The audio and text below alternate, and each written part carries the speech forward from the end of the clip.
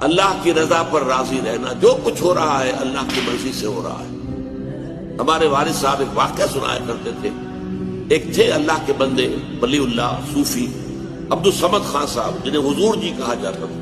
ان کے 2 جوان بیٹے تھے، ایک ہی دن میں دونوں فوت، انتہائی خوبصورت۔ یہ پٹھان تھے کیبل پور کے علاقے، 2 جوان بیٹے، اور ایک دن میں دونوں بچے ختم۔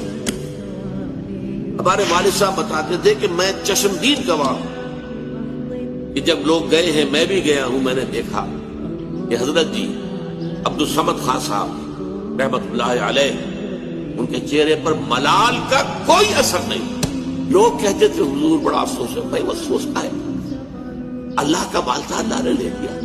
اللہ کچھ دے دے تو اترایا نہ کرو، کچھ چھین لے تو افسوس نہ کیا کرو۔ اللہ نے چھینا ہے، کوئی حکمت ہو۔ اللہ کی رضا پر راضی رہنا، جو کچھ ہو رہا ہے